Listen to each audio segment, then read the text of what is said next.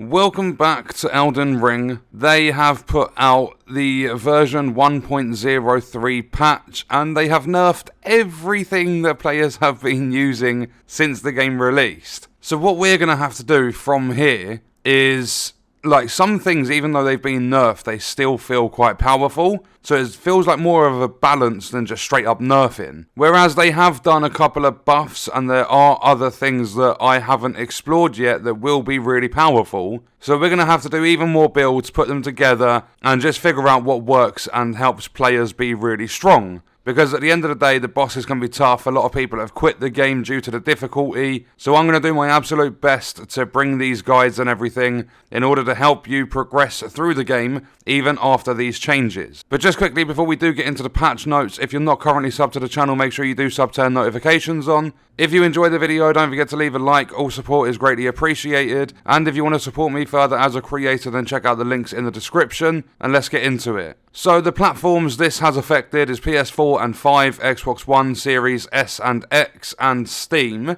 Major changes included in the last update, or the latest update. They've added a function to record an icon and the name of an NPC on the map when you encounter that NPC. They've added an NPC called Jarben, or the Jarban, or the whatever. They've added new quest phases for the following NPCs: Dialos, Nefeli Lox, or whatever, Kenneth Height, and Gatekeeper Gostok.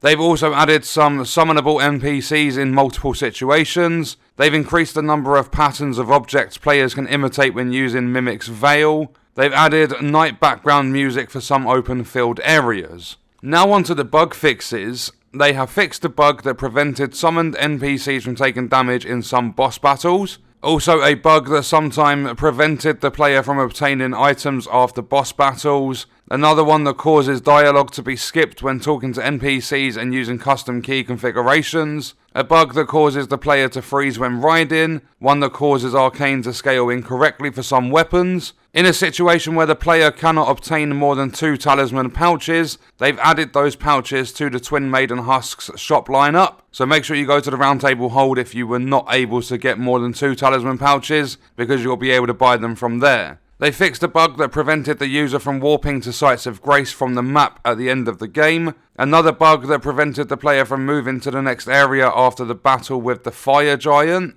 A bug which causes some weapons to have incorrect scaling after strengthening. So I'm not sure if that's actually going to make weapons stronger. Like, for an example, after strengthening the weapons or leveling it up, if it's got the incorrect scaling, it might have gone from a C to a B grade or something like that. I'm not entirely sure with that one. They fixed a bug which causes some weapons to not use stat scaling. They've also fixed hang-ups in certain occasions, a bug which incorrectly displays multiplayer area boundary when playing online. Another bug that allows player to activate the erdtree greatshield's weapon skill without absorbing an attack using a special combination of item and incantation. So those of you that have been running the erdtree greatshield using Fire's Deadly Sin to set yourself on fire and then blasting the beam from the shield, that no longer works. They fixed a bug which causes Fire's Deadly Sin incantation to have a different effect. They fixed a bug with the Ash of War Determination and Royal Knight's Resolve, where the damage buff will also apply to other weapons without that skill. So when you are buffing yourself up with Determination and Royal Knight's Resolve, you can no longer use a different weapon and get that buff. It's just for the weapon you have the Ash of War applied to. They've adjusted the visual effect of Unseen Form spell. They deleted the ragged armor set from the game, which was mistakenly obtainable in the previous patch. They fixed a bug that causes some hostile NPCs to drop fell calling finger remedies. Another bug that causes incorrect sound effect to play in some situations. Another one which causes visual animation and hitboxes to not be displayed correctly on some maps. They fixed bugs, so multiple, which caused incorrect visual and behaviour for some enemies. Another bug that caused incorrect stat parameter for some armor. They fixed a load of text in the game, and there's been other performance improvements and bug fixes. So now into the balance changes, and this one's actually going to wrap the video up after this. And this is where all the nerfs actually come into it. And the gameplay in the background that you're seeing is me testing everything. Glitching your way or exploiting your way over the wall into Mog doesn't work anymore. They've actually moved the pillar over to the side so you can't get the distance you need. But upon testing, every single rune farm in the game does still work. They haven't touched a single rune farm, which I believe is really, really good.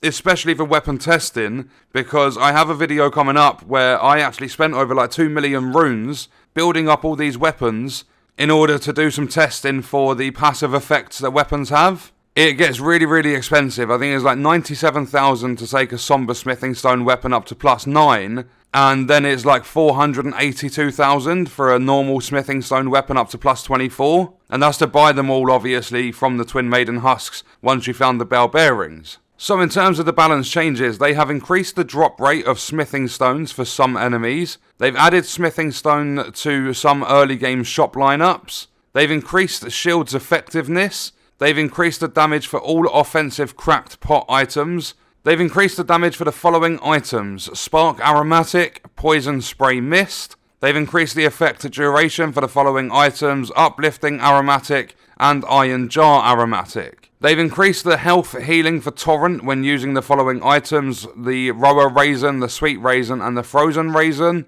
They've reduced the FP consumption and increased the damage of the following sorceries. So they're going to cost less to cast and they're going to have better damage. That is Glintstone, Comet Shard, Comet and Night Comet. They've also increased the damage of Gravity Well, Collapsing Stars and Crystal Barrage. They have then decreased the FP consumption of the following sorceries, so they're going to cost less to actually cast, being Star Shower, Rock Blaster, Gravel of Heimer, Founding Rain of Stars, Stars of Ruin, Great Blade Phalanx, Magic Downpour, Loretta's Great Bow, Loretta's Mastery, Carian Greatsword, Carian Piercer and Shard Spiral. They've raised the projectile speed and the range of Great Glintstone Shard. And then here's the sad part of it. They've decreased the Ash of War Hoarfrost Stomp's damage and increased the cast time. So it takes longer to cast and it deals less damage.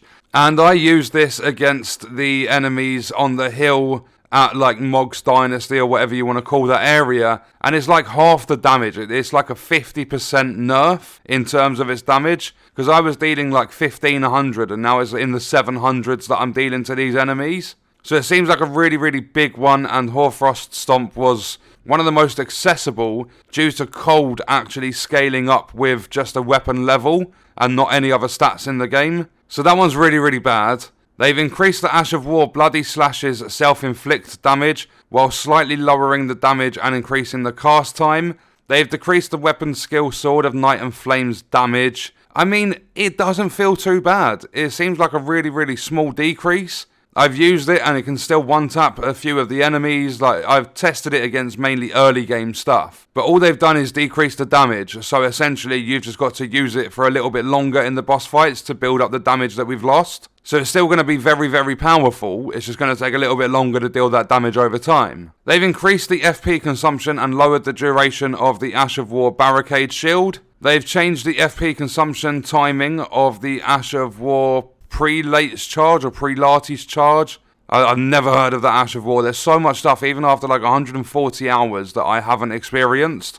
And that's on one character. I think it's over 8 days gameplay I've got now. They've also decreased the damage of spirits summoned when using the item Mimic Tear Ash and changed the spirit's behavior pattern. I mean, it still mimics what you are using. I don't see the difference because the damage still feels quite good. But I don't know why they've touched that one because there are other like better spirit summons in the game. So it's a little bit weird as to why they've changed that. It's like you have to go quite far into the game in order to get your hands on it. You also have to level it up for it to actually be really effective. And I didn't notice like that big a deal with it. Like, it was strong, but it wasn't really overpowered. Like, you go and get this as soon as you can and you can take down all the bosses. But then they also mentioned there are other enemy and weapon balance changes, so they will be minor ones. They haven't gone into any detail with them ones at all. And then it's just saying the app version is 1.03, the regulation version is 1.03.1.